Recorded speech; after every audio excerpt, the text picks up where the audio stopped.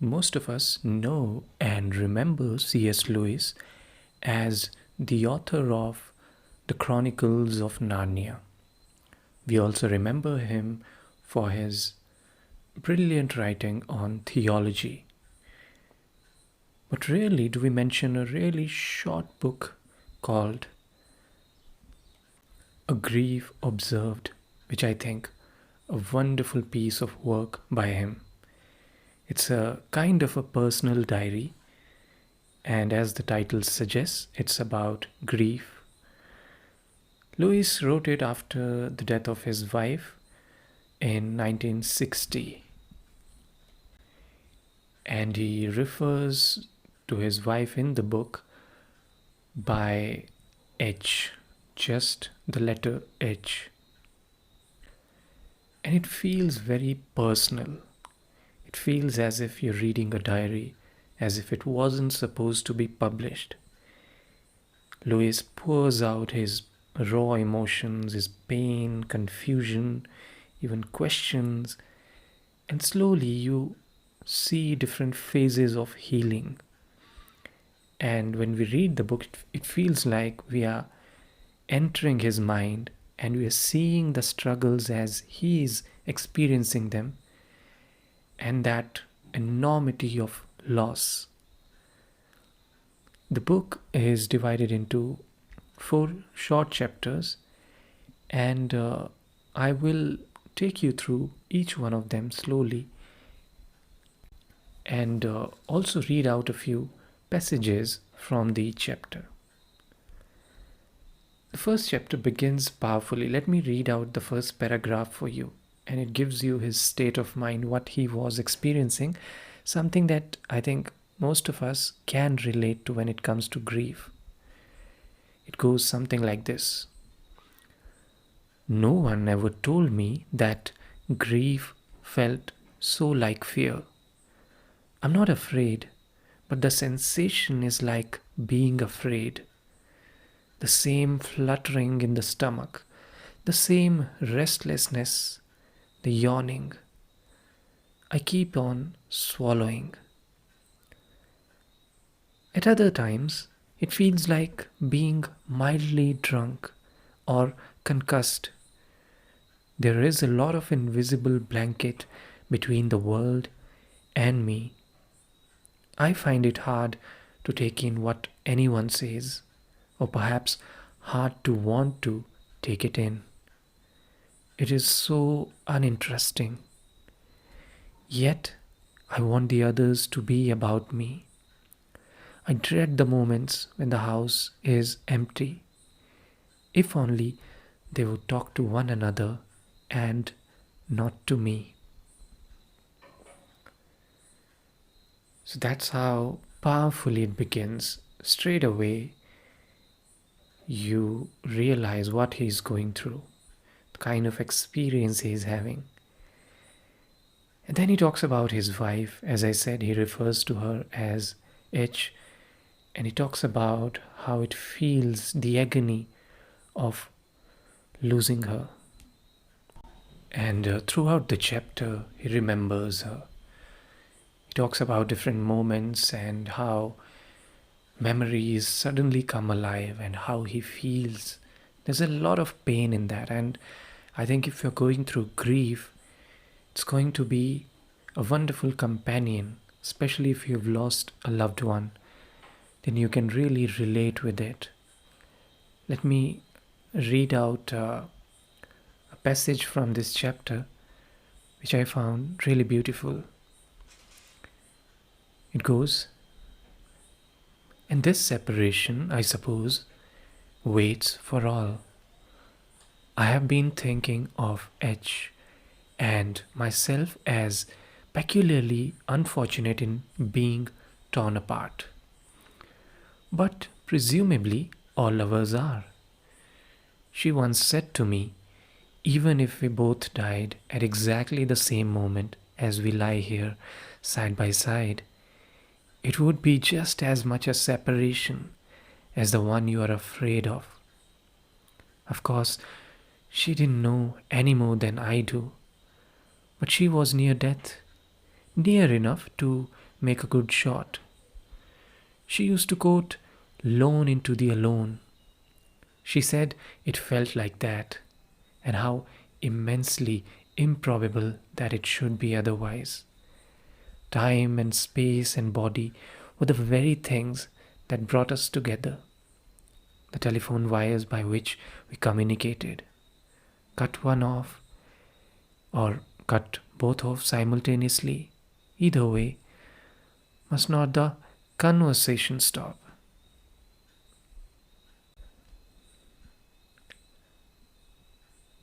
So that's what happens in the first chapter.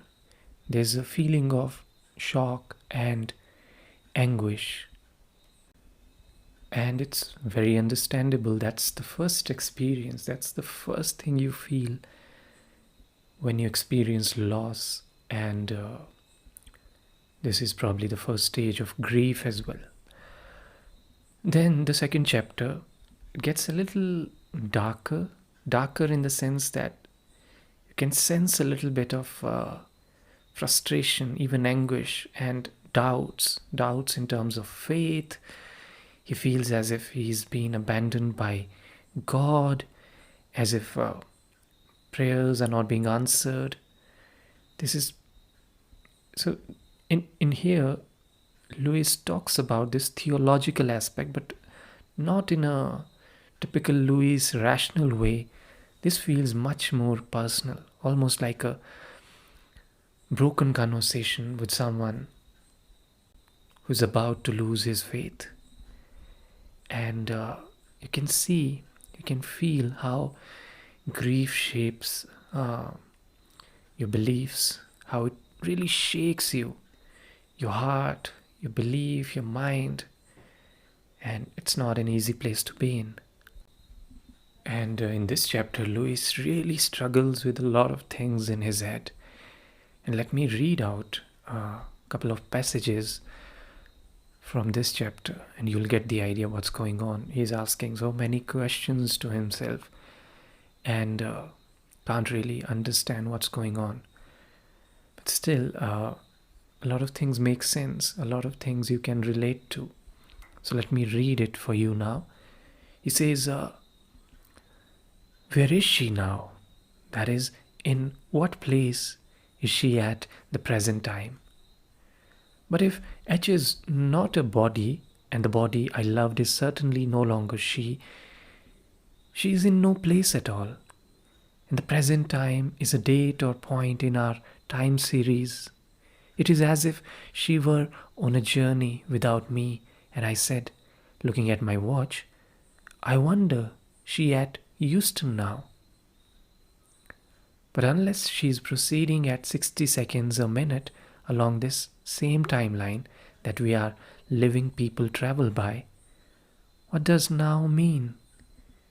If the dead are not in time, or not in our sort of time, is there any clear difference? When we speak of them between was and is and will be. Kind people have said to me, she is with God. In one sense, that is most certain. She is like God, incomprehensible and unimaginable. But I find that this question, however important it may be in itself, is not after all very important in relation to grief. Suppose that the earthly life she lives and the lives that she and I shared for a few years are in reality only the basis for or prelude to or earthly appearance of two unimaginable supercosmic eternal somethings.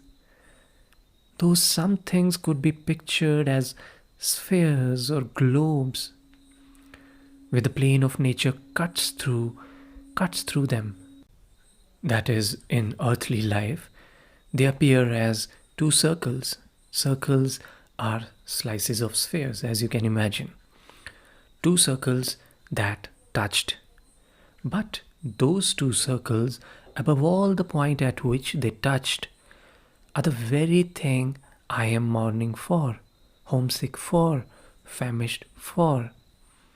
You tell me, she goes on, but my heart and body are crying out, come back, come back. Be a circle, touching my circle on the same plane of nature. But I know this is impossible.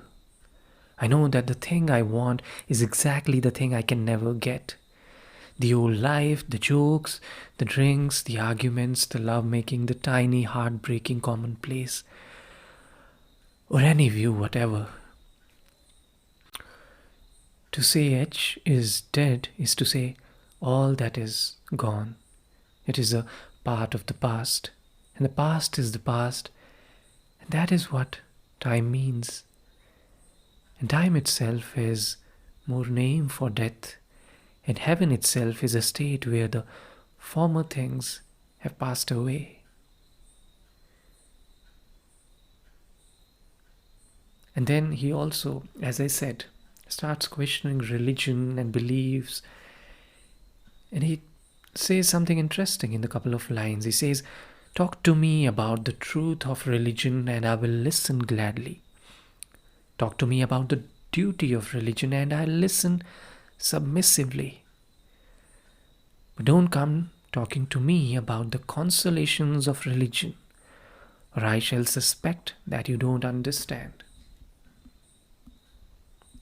So in this case, he clearly is not able to find any consolations in religion. He can see that pain, that hurt, that is there, that is for the earthly life, for the body, for the life that it is or was in this case. And he feels at this point that the fact that she has moved on to heaven or some other place close to God, it does not help, does not make him feel better at this point.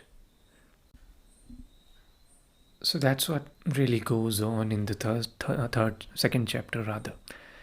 The third chapter is where you can see his beginning to shift. Life has started to move on somewhere. It's not that is getting better, but you can notice this movement of grief, how the memories, the questions, and the moments of reflections, how they move here. This is a journey of grieving, and you can see this journey itself is taking place, and in some way the beginning of healing is unfolding. It's as if grief in this case is an opportunity to teach him certain things, to reshape his beliefs. And that's what really goes on in this chapter.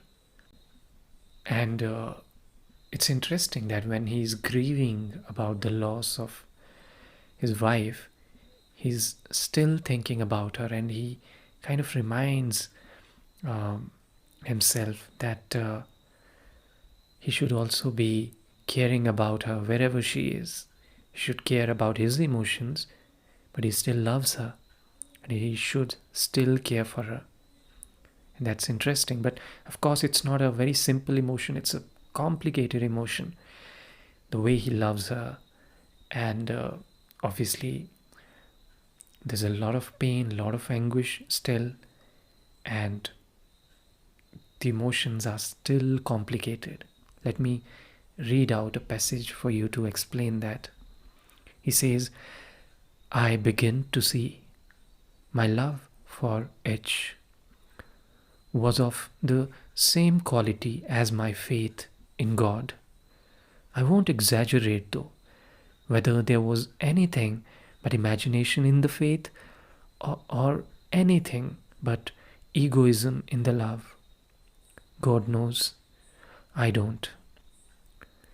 There may have been a little more, especially in my love for H, but neither was the thing I thought it was.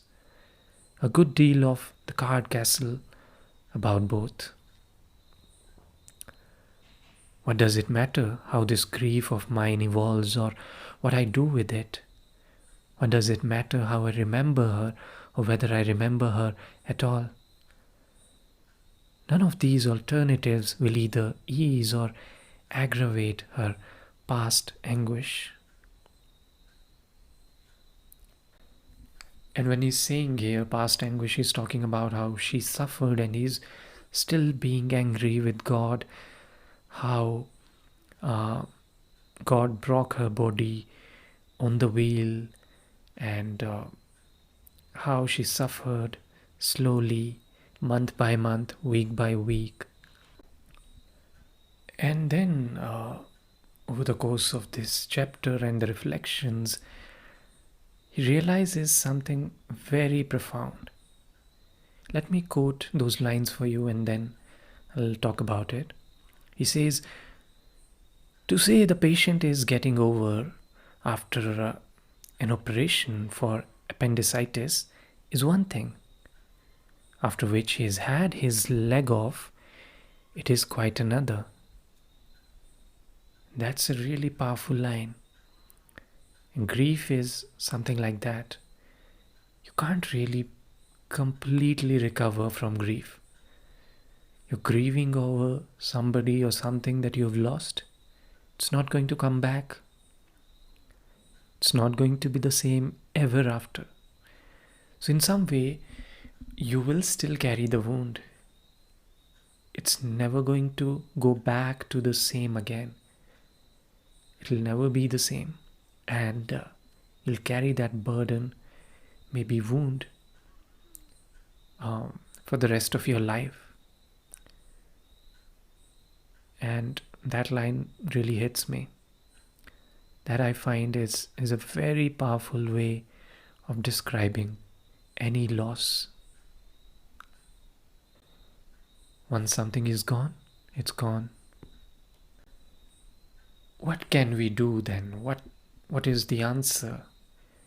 And in chapter 4, we find certain glimpses of it. It's more about coming to acceptance with the new reality.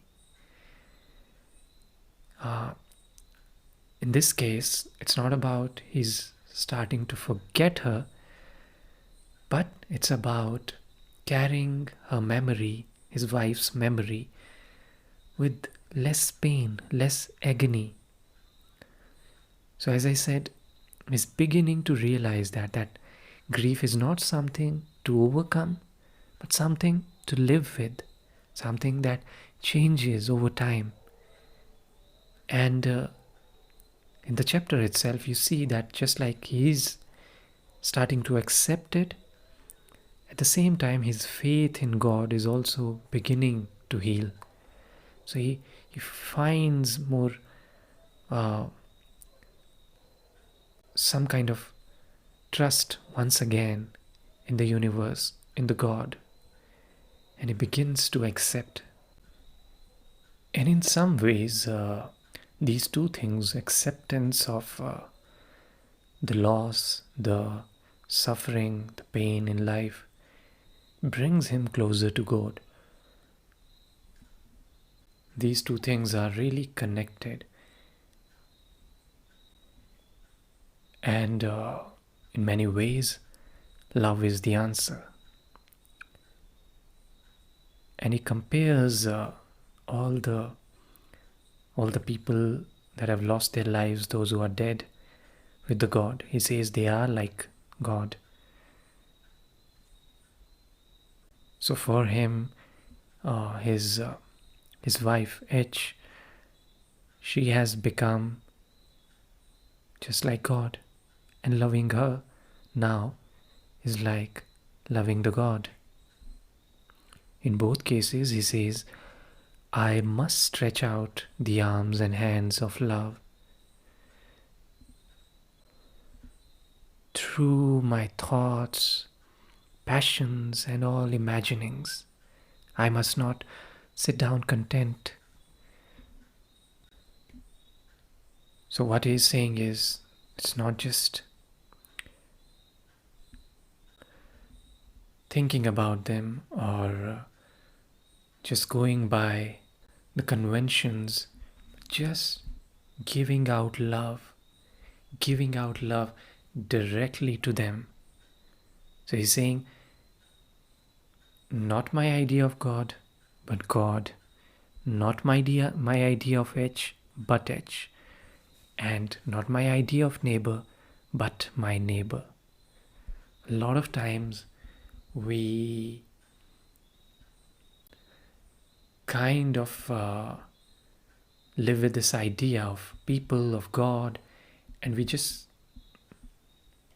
direct our love or our emotions to that idea instead of really appreciating the person as they are, just loving them as they are, wherever they are. And that's really the message here that I found profound. So I hope if you get a chance to read this book, particularly on the idea of grief, if you are experiencing grief, if you're looking for a book that can be a good companion during this moment, I think it's a wonderful book to have. As I said, really short one, and directly gets to the point and talks about the experience of grief in the first person narrative. And I'm sure you can relate to it. So I hope you'll get a chance to read if that is something you're looking forward to read. And it will help you heal in some way. I hope so.